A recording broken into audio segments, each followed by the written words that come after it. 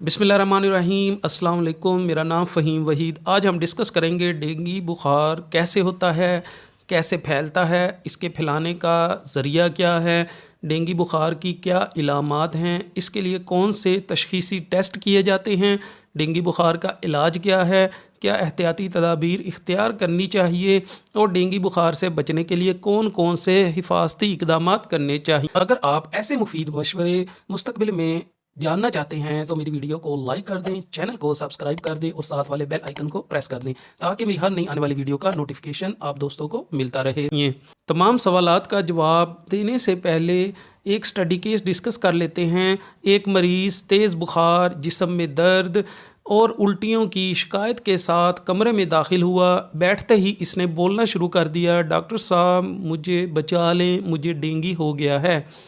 बड़ी मुश्किल से उसे तसल्ली दी, चेकअप किया। हिस्ट्री लेने से मालूम हुआ कि गुज़िश्ता 2 दिनों से उसे बुखार की शिकायत है, उसके साथ सख्त खांसी और बलगम भी है और अब कुछ खाया या पिया नहीं जा रहा। एक नाम नहाद डॉक्टर के पास लेकर गए थे। उन्होंने कोई टेस्ट किए बगैर डेंगू बुखार तशख़ीस किया, जिसकी वजह से मरीज़ खुद और उसके सारे घर वाले परेशान हो गए। आजकल 2-3 साल बाद फिर से डेंगू बुखार के चर्चे हैं, अखबारात में इसका खूब चर्चा हो रहा है। इस बिना पर तेज़ चढ़ने वाले बुखार को बग़ैर टेस्ट किए डेंगू बुखार कहकर मरीज़ों को परेशान और मुतफक्कर किया जा रहा है। डेंगू बुखार एक वायरस फ्लेवी वायरस के जिस्म में दाखिल होने से होता है। डेंगू के वायरस को इंसानी जिस्म में दाखिल करने का बाइस एक मच्छर बनता है। इस मच्छर के काटने से जिस्म में डेंगू बुखार की इब्तदाई इलामात पैदा होना शुरू हो जाती हैं। डेंगू बुखार एक मुतासरा शख्स से दूसरे सेहतमंद को नहीं लग सकता क्योंकि ये सिर्फ मखसूस मच्छर के काटने से होता है। सबसे पहले मरीज़ को तेज़ बुखार होता है, सर में शदीद दर्द उठता है और इसके साथ पूरे जिस्म में बिलअमूम पहले टांगों और छाती पर नमूदार होते हैं। कुछ मरीज़ों में पेट दर्द, जलन के साथ मतली, कैं के साथ डायरिया भी हो जाता है।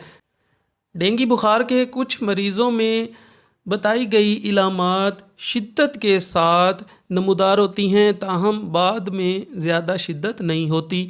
मरीज़ के खून का टोरिंको टेस्ट किया जाता है, जो अगर पॉजिटिव हो और इसके साथ खून में सफ़ेद खुलियों के साथ साथ प्लेटलेट की मिकदार भी कम हो तो फिर डेंगू बुखार की तस्दीक हो जाती है।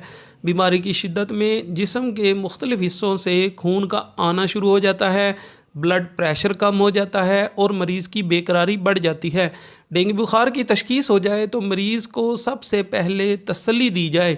मरीज़ और रिश्तेदार इस बात को ज़हन नशीं रखें कि डेंगू बुखार एक वायरस से होता है जिसके लिए किसी किस्म की दवाइयाँ कारगर साबित नहीं होती। दवाइयाँ सिर्फ डेंगू बुखार से पैदा होने वाली इलामात को कंट्रोल करने के लिए दी जाती हैं।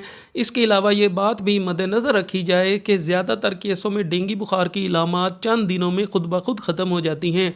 बीमारी के दिनों में मुकम्मल आराम करें। मायाजात मशरूबात, ताज़ा पानी, जूस, ताज़ा फल ज़्यादा से ज़्यादा इस्तेमाल करें। पीने वाली चीज़ें ज़्यादा लेने, आराम करने और ताज़ा फल वगैरह इस्तेमाल करने से डेंगू बुखार की इलामात आहिस्ता आहिस्ता ख़त्म होना शुरू हो जाती हैं।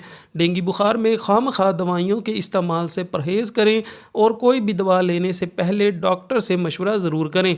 आजकल तेज़ बुखार और डेंगू जैसी इलामात जैसा आम बुखार है, इस बुखार में भी आराम दवाओं का डॉक्टर के मशवरे से इस्तेमाल करें और मायाजात बशमूल मशरूबात, ताज़ा पानी और फलों के जूस का इस्तेमाल काफ़ी कारगर साबित होता है।